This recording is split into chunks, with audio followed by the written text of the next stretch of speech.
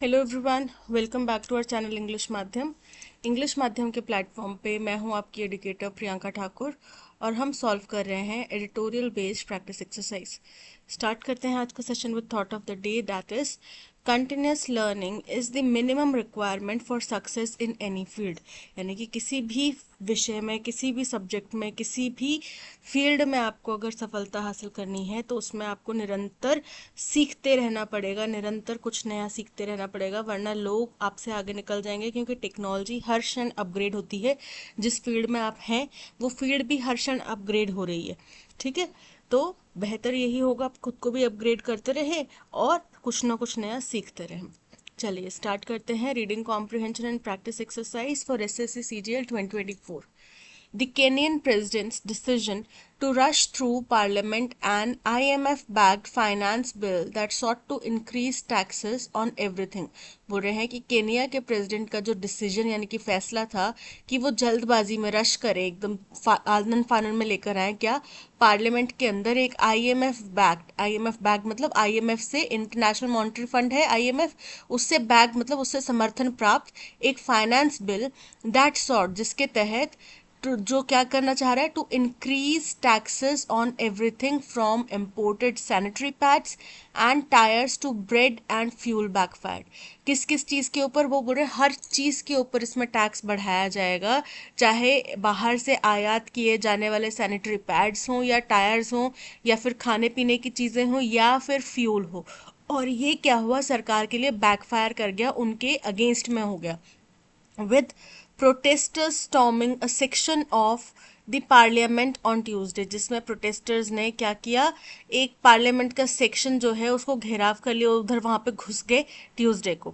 After the protest which rights groups said had left at least 23 people killed and 200 injured। बोल रहे हैं protest के बाद में राइट ग्रुप्स के कहने के अनुसार जिसमें 23 लोग मारे गए हैं और 200 लोग घायल हैं, president William Ruto announced that he would not sign the bill. President William Ruto ने ये घोषणा करी कि वो इस बिल को साइन नहीं करेंगे। The Kenyon government could have avoided this bloody confrontation, की केनियन सरकार ने अवॉइड कर सकते थे, इसको टाल सकते थे, ये ब्लडी कन्फ्रंटेशन जो हुआ, ब्लडी मतलब खूनी मतभेद जो हुआ, तनाव जो हुआ, had it paid more attention, अगर उन्होंने ज्यादा ध्यान दिया होता किसकी तरफ, टू द पब्लिक मूड, कि जनता का क्या कहना है, जनता का क्या ओपिनियन है, अगर उस चीज को ध्यान दिया होता। The government's plan was to raise an extra 200 billion Kenyan shilling, सरकार का प्लान था कि वो 200 बिलियन केनियन शिलिंग, उनकी करेंसी है शिलिंग, वो रेज करेंगे। कैसे रेज करेंगे, इन टैक्स के जरिए, सम 1.55 बिलियन डॉलर्स। तो ये कितना हो जाता है, 200 बिलियन केनियन शिलिंग्स कितना होता है, 1.55 billion dollars in taxes, tax के जरिए। अर्लियर दिस ईयर, इस साल की शुरुआत में, the country had reached a deal with IMF to secure 941 million in additional lending. बोल रहे हैं कंट्री ने, केनिया के देश ने एक डील करी आईएमएफ से कि उनको और, जिसके तहत उनको और 941 मिलियन डॉलर्स जो हैं वो लेंडिंग के तौर पे, उधार के तौर पे मिल जाए। ठीक है, in subsequent talks in Nairobi, बोल रहे हैं नायरोबी में उसके बाद की बातचीत में क्या हुआ, they agreed to reforms including tax increases. उन्होंने रिफॉर्म्स क्या होता है, जो परिवर्तन आता है, कुछ हम बदलाव लाते हैं, तो उन सभी बदलावों के लिए उन्होंने एक्सेप्टेंस दे दी, हामी भर दी, स्वीकृति दे दी, जिसमें कि टैक्स इंक्रीज भी शामिल था। टू स्टेबलाइज द कंट्रीज डेप्ट बैटर्ड फाइनेंशियल सिचुएशन, जिसको क्यों करना चाह रहे थे वो, क्योंकि देश के ऊपर कर्जा है बहुत सारा, तो कर्जा है तो वो लोगों से टैक्स कलेक्ट करके जनता को, वो जहां से उनने कर्जा लिया उनको चुताना चाह रहे थे। ठीक है, तो जो कंट्री की, देश की डेप्ट से लदी हुई फाइनेंशियल सिचुएशन है उसको स्टेबलाइज करने के लिए इन्होंने ये कदम उठाया। The IMF deal triggered street protest, IMF की डील से क्या हुआ, सड़कों पे प्रोटेस्ट शुरू हो गए। But the government still went ahead with the plan to impose additional taxes on the country of 54 million people। तो बोल रहे हैं कि सरकार फिर भी आगे बढ़ के, उन्होंने क्या किया, went ahead, वो आगे बढ़े विद द प्लान, जो वो प्लान था उसके साथ आगे बढ़े, जिसमें कि एडिशनल टैक्सेस लगाए जाने थे कंट्री के अंदर, जो जिसकी पॉपुलेशन कितनी, 54 मिलियन लोगों की है। a third of whom still live in poverty, और इन 54 मिलियन के एक तिहाई अभी भी गरीबी रेखा से नीचे रहते हैं. The government argues that its hands were tied as the country struggles to repay its huge debt burden.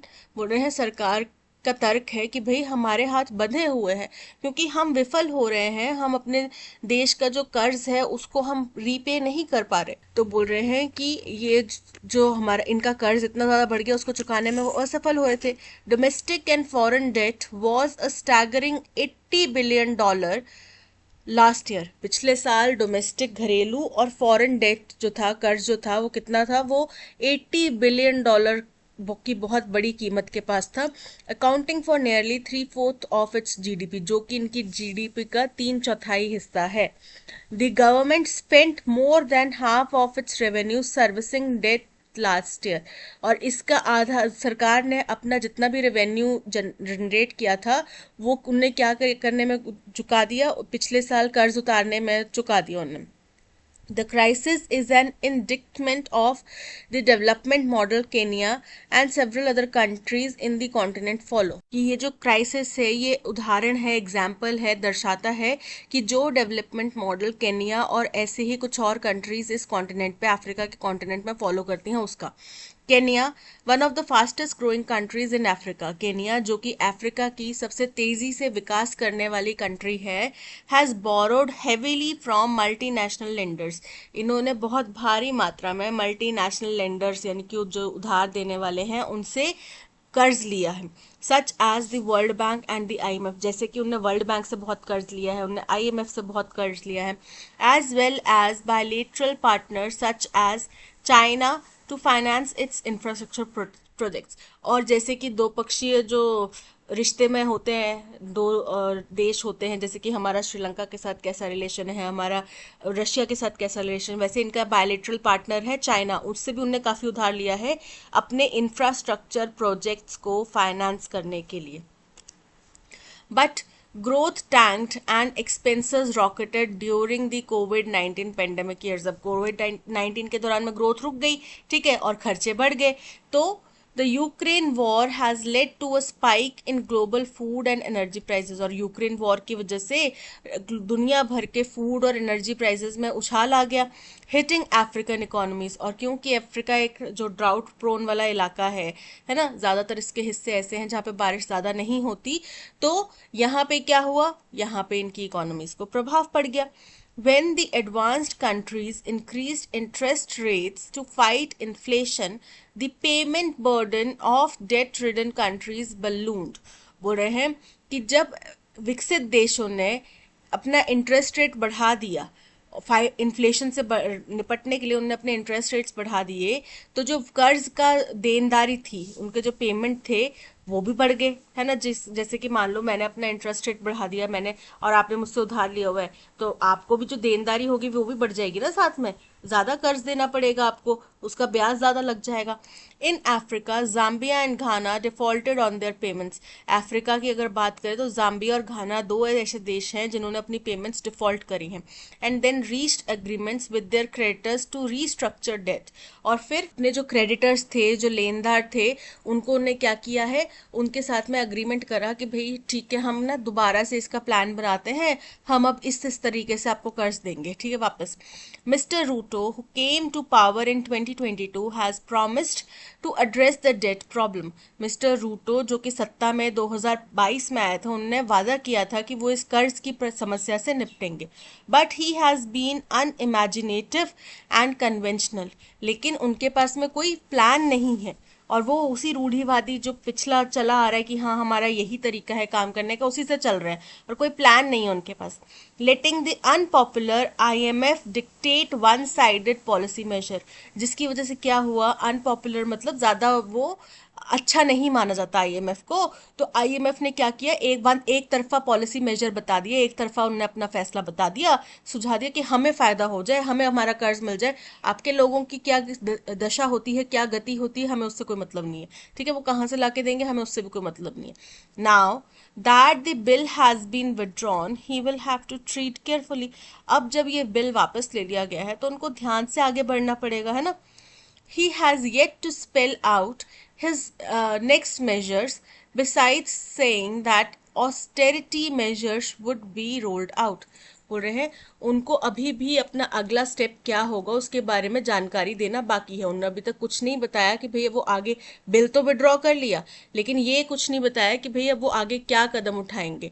ठीक है, और इसके साथ साथ में जो ऑस्टेरिटी मतलब ये जो गंभीर कदम, बहुत कठोर कदम उठाए गए थे, ये तो अब रोल आउट कर दिए गए हैं, वापस ले लिए गए हैं. ठीक है, ही वुड, और इन ये रोल आउट कर दिए गए मतलब इनको अब नहीं कंसिडर किया जाएगा.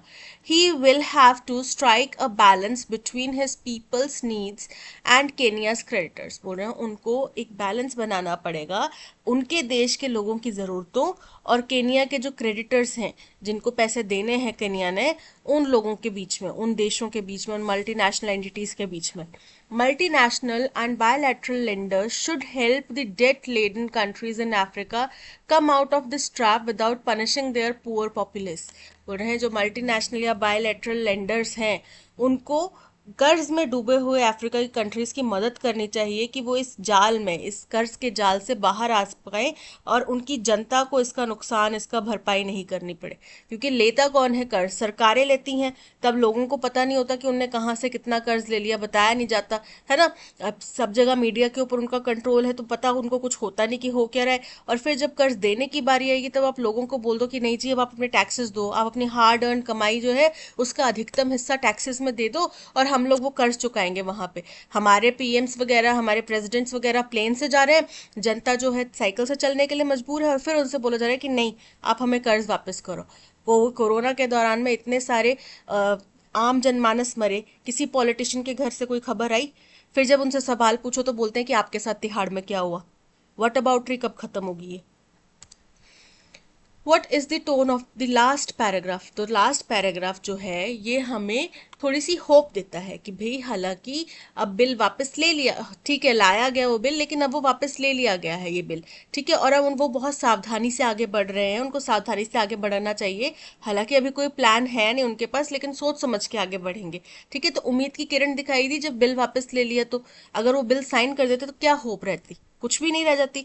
ठीक है, तो लास्ट पैराग्राफ में थोड़ी सी उम्मीद की किरण दिखाई दी है कि भाई बिल वापस ले लिया गया है और नए प्लान्स की बात की जा रही है. अभी तक बताया नहीं गया है बट की जा रही है बात. So option A is correct. What can be inferred about the effects of global economic changes on Kenya debt situation? बोल रहे हैं क्या बताया जा सकता है कि क्या ग्लोबल इकोनॉमिक चेंजेस आए हैं केनिया की डेट की सिचुएशन में. तो the global economic stability has ensured that Kenya can easily meet its debt obligations without external interference. Incorrect है. बोला ना कि भाई जो यूक्रेन रशिया वॉर था उसकी वजह से फूड इन्फ्लेशन और बाकी एनर्जी क्राइसिस जो बढ़ गया है उसकी वजह से इनको और कर्ज लेना पड़ रहा है. राइट, तो और जैसे जैसे जो बड़ी कंट्रीज थी, डेवलप्ड कंट्रीज थी, उन्होंने अपने इंटरेस्ट रेट्स जब बढ़ा दिए तो इनको भी देनदारी और ज़्यादा बढ़ गई इनकी. The increase in global interest rates primarily benefited Kenya by reducing its overall debt burden. Incorrect है. The global economic changes, including the Ukraine war and increased interest rates, have exacerbated Kenya's debt crisis. Option C is correct. एक्सेसरबेट मतलब गंभीर, और ज़्यादा बढ़ा देना. ठीक है, तो और ज़्यादा बढ़ा दिया उन्होंने केनिया का डेट क्राइसिस. किस किस चीज़ ने? यूक्रेन वॉर ने, और जो इंटरेस्ट रेट्स बढ़ाए गए थे डेवलप्ड कंट्रीज या लेंडर्स द्वारा वो उसने. ठीक है, so option C is correct.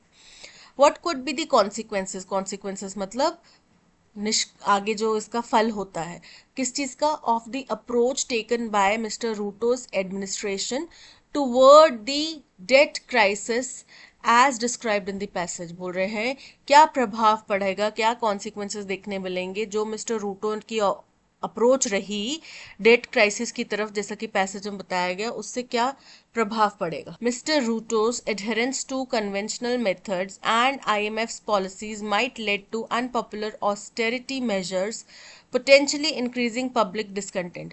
बोल रहे हैं कि जो उनका कन्वेंशनल तरीकों से काम करने का तरीका था, कन्वेंशनल तरीकों का पालन करने का जो तरीका था, और जो उन्होंने IMF की पॉलिसीज को मान लिया, एग्री कर लिया, तो क्या हो जाता? तो ऑस्टेरिटी मतलब बड़े कठोर मेजर्स वहां पे लागू हो जाते और जिसकी वजह से जनता में और ज्यादा तनाव हो जाता. ठीक है, तो ये करेक्ट है, ऑप्शन ए इज करेक्ट. पर ये हो जाता, कुड बी, पॉसिबिलिटी थी पर हुआ नहीं, बच गए। हाँ, जाने जरूर गई, तनाव जरूर हुआ, लेकिन उन्होंने एन मौके पे बिल को वापस ले लिया। What was the primary cause for the protests in Kenya as mentioned in the passage? Passage में क्या मुख्य कारण बताया गया है केनिया में होने वाले प्रोटेस्ट का? तो उसका मुख्य कारण ये था कि टैक्सेस बढ़ा दिए गए और आईएमएफ के समर्थन वाला एक फाइनेंस बिल संसद में ला दिया गया। The Kenyan president's failure to negotiate with IMF, incorrect है। The imposition of increased taxes following an IMF-backed finance bill, option B is correct. What is the main theme of the passage? Passage की main theme क्या है? Political instability इन Kenya. Kenya की political अस्थिरता की बात नहीं करी है, वहां पे जो कर्ज का क्राइसिस पैदा हो चुका है उसके वजह से जो तनाव है उसके बारे में बात की जा रही है, तो इनकरेक्ट है। Economic reforms in developing countries, incorrect. Debt crisis management in Kenya, option C is correct. India may be dash heat waves, but the possibility of a magnificent monsoon as dashed by the Indian Meteorological Department may be contributing to dash psychological relief. बोल रहे हैं हिंदुस्तान अभी झेल रहा होगा, सफर कर रहा होगा, इंडिया में भी सफरिंग हीट वेव्स हो सकता है, ठीक है, सफर कर रहा है हीट वेव से, जूझ रहा है हीट वेव से, बट जो संभावना है म्यूनिफिसेंट का मतलब होता है बहुत भारी मात्रा में, बहुत अच्छी क्वांटिटी में। मॉनसून की जो पॉसिबिलिटी बताई जा रही है, संभावना बताई जा रही है किसके द्वारा? एज प्रिडिक्टेड हो सकता है by the Indian meteorological department, कि हिंदुस्तान के जो इंडियन मेट्रोलॉजिकल डिपार्टमेंट है उसके द्वारा जो प्रोडिक्शन की गई है, मे बी कॉन्ट्रीब्यूटिंग, वो सहारा दे सकती है टू डैश साइकोलॉजिकल रिलीफ। तो to a psychological relief, to a major psychology, मतलब किसी तरीके के साइकोलॉजिकल रिलीफ का वो कारण बन सकती है। इन द लॉन्ग रन, अगर हम लंबे दूरी की बात करें, however there is much to be worried about, चिंता बहुत गंभीर है और भी बहुत सारी चीजें हैं जिनके बारे में हमें सोचने की जरूरत है। A recent study dash scientist dash the Indian institute of tropical metrology Pune and other international institutions had forecast, बोल रहे हैं एक रीसेंट स्टडी की गई किसके द्वारा? साइंटिस्ट द्वारा। कहाँ के scientist? The Indian institute of tropical metrology Pune, इनके साइंटिस्ट द्वारा, और दूसरे कुछ इंटरनेशनल इंस्टीट्यूशंस द्वारा उन्होंने फॉरकास्ट किया है। फॉरकास्ट मतलब अनुमान, पहले बता देना, कुछ प्रिडिक्शन करना। Based on expected global carbon emission trends, the likely impact on the Indian ocean, किसके ऊपर बेस्ड है उनके प्रोडिक्शन? उनके प्रोडिक्शन है जो ग्लोबल कार्बन एमिशन ट्रेंड, दुनिया भर में किस स्तर पे कार्बन छोड़ा जा रहा है, रिलीज किया जा रहा है, उसके ट्रेंड्स को देखते हुए कि इसका प्रभाव जो है इंडियन ओशन के ऊपर पड़ेगा, ठीक है, दुष्प्रभाव, इम्पैक्ट, दुष्प्रभाव पड़ेगा। इंडिया में B dash heat waves but the possibility rolled in, rolled in का मतलब होता है धीरे से आना, तो इंडिया में भी रोल्ड इन हीट वेव्स में आई नहीं है। रोलिंग आउट, रोलिंग आउट मतलब किसी योजना को लॉन्च करना, किसी योजना को या किसी प्रोडक्ट को लॉन्च करना। टेकिंग इन, टेकिंग इन मतलब होता है समझना। रोलिंग इन मतलब कुछ ऐसा जो परेशान कर रहा हो, तो इंडिया में भी रोलिंग इन, वो परेशान है हीट वेव से, option D is correct. But the possibility of magnificent monsoon as dash as engaged मतलब किसी चीज में आप मग्न है, कुछ चीज में आप व्यस्त हैं। एनवाइसेज मतलब पूर्वानुमान लगाना। प्रोट्रैक्टेड मतलब लंबा खींचना। प्रोलॉन्ग मतलब लंबा चलने वाला। तो यहाँ पे envisages by Indian meteorological department होगा, उन्होंने प्रेडिक्ट करा है ना, so option B is correct. May be contributing to dash psychological relief, some psychological, कुछ हद तक रिलीफ मिला है, तो predicting contributing to some psychological relief, ठीक है। लिटिल मतलब थोड़ा सा, अ लिटिल मतलब थोड़ा सा, अगेन फ्यू मतलब थोड़ी मात्रा में, पर यहाँ पे सम, कुछ साइकोलॉजिकल रिलीफ की बात कर रहे हैं, option A is correct. A recent study dash scientist dash the Indian institute of tropical metrology, तो एक स्टडी की गई किसके द्वारा? साइंटिस्ट द्वारा। लेड टू मतलब किसी नतीजे पे पहुंचना, निष्कर्ष पे पहुंचना, तो यहाँ पे लेड टू तो नहीं हो सकता। लेड बाय का मतलब किसी के द्वारा नेतृत्व किया जाना, ठीक है। लेड टू अगेन किसी, लीड टू मतलब अगेन किसी नतीजे पे पहुंचना, और लेड टू मतलब भी नतीजे पे पहुंचना। लेड ऑन मतलब किसी को गुमराह करना, किसी को भटकाना। तो यहाँ पे लेड बाय का मतलब क्या हो, उनके द्वारा नेतृत्व किया गया। तो एक रीसेंट स्टडी जिसका नेतृत्व किसके द्वारा किया गया, scientist at the Indian institute of tropical metrology. ठीक है, कहाँ के साइंटिस्ट के, जो इंडियन इंस्टीट्यूट, ऑफ नहीं आएगा, साइंटिस्ट ऑफ नहीं आएगा, ऑन नहीं आएगा, एट, वो साइंटिस्ट वहां पर है ना। तो at the Indian Institute of Tropical Meteorology Pune and other international institutions has forecast based on expected global carbon emission trends the likely impact on the Indian Ocean. Option D is correct. Liable, अब liable के तीन चार meaning होते हैं। एक meaning होता है किसी चीज़ का जिम्मेदार होना, है ना, रिस्पॉन्सिबल होना। एक होता है लाइबल कुछ करने की संभावना होना। एक होता है लाइबल मतलब कि किसी समस्या से ग्रस्त होने की संभावना होना। ठीक है, तो पीसफुल मतलब शांत। इनवालनरेबल, इनवालनरेबल मतलब कि जो कोई किसी भी रिस्क पे नहीं है, किसी भी समस्या के अंदर नहीं आने वाला।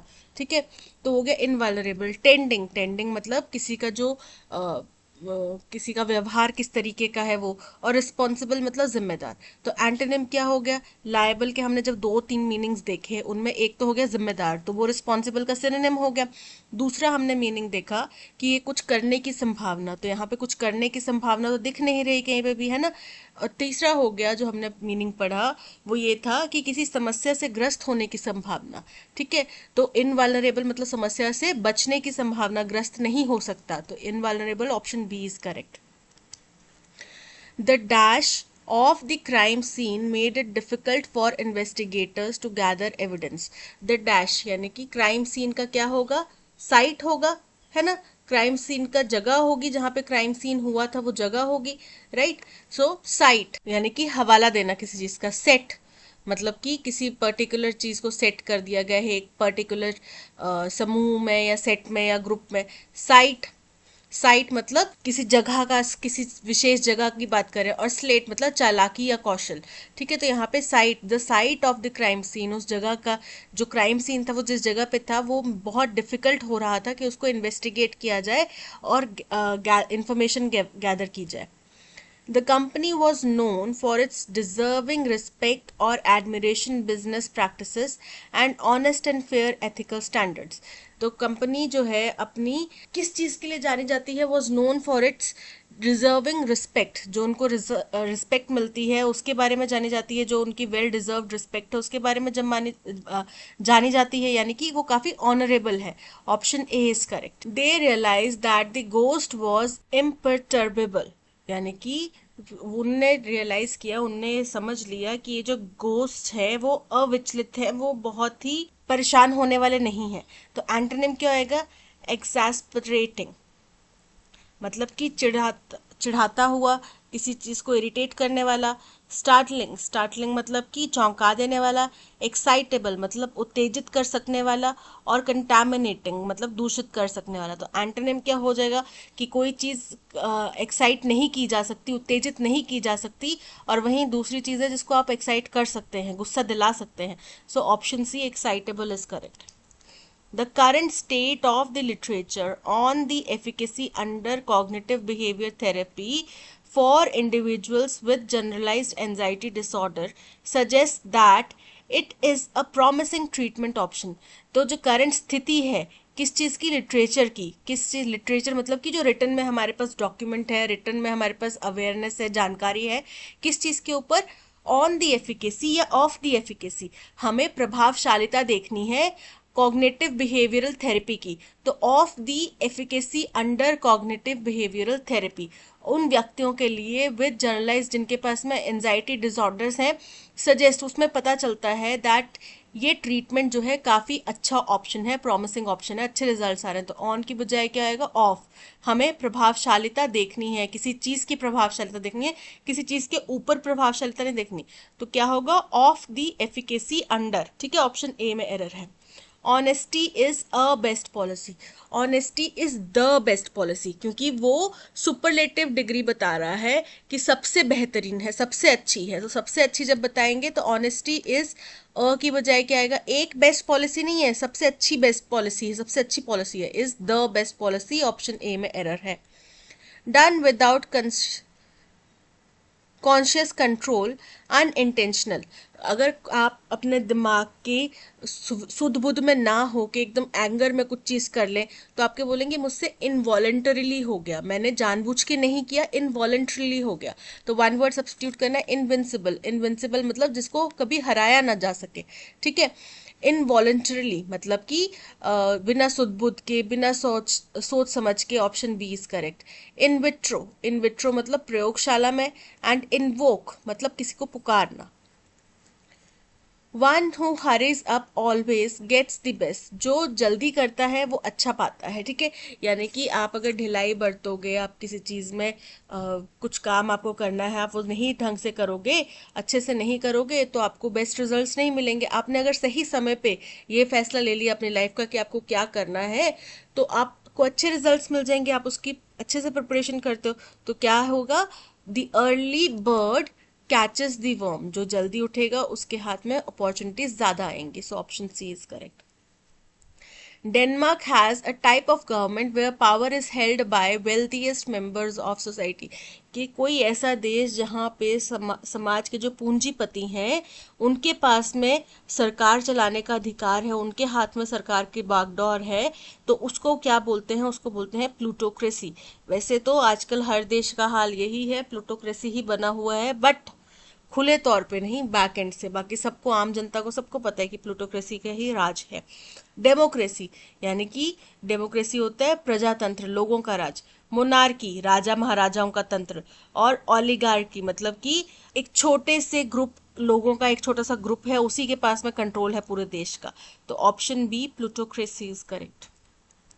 Staying healthy and exercise daily enhances an athlete's ability.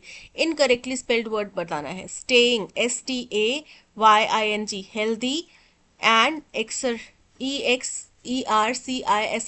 daily, enhances an athlete. Athlete की स्पेलिंग इनकरेक्ट है। एथलीट की स्पेलिंग ATHELETE होता है, तो एथलीट्स में अपॉस्ट्रोफी ऐसा जाएगा, एथलीट्स एबिलिटी। यानी कि अच्छा खाना, अच्छा एक्सरसाइज करना, हेल्दी रहना जो है वो एथलीट की क्षमता को बढ़ाता है। ऑप्शन ए में एरर है।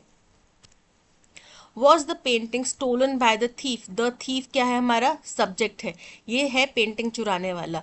पेंटिंग क्या की गई, चुराई गई, तो चुराई क्या करना क्या है, हमारा वर्ब है। द पेंटिंग क्या है, हमारा ऑब्जेक्ट है, ठीक है। और वॉज जो है वो क्वेश्चन आएगा, तो did the thief steal the painting, क्योंकि पेंटिंग चुराई जा चुकी है, ठीक है। Was the thief not stealing, negative statement नहीं है। Did the thief steal the painting, option B is correct. Based on the, we live in, based on the मतलब निर्भर होना किसी चीज के ऊपर। वी लिव इन जहाँ पे हम रहते हैं। नेशन दैट, जिस देश में। आर नेशनैलिटी इज, हमारी नेशनैलिटी होती है, हम इंडियन हैं, अमेरिकन हैं, चाइनीज हैं, वो किसके ऊपर निर्भर करेगा, जिस देश में हम रहते हैं, ठीक है। तो our nationality is based on the nation that we live in.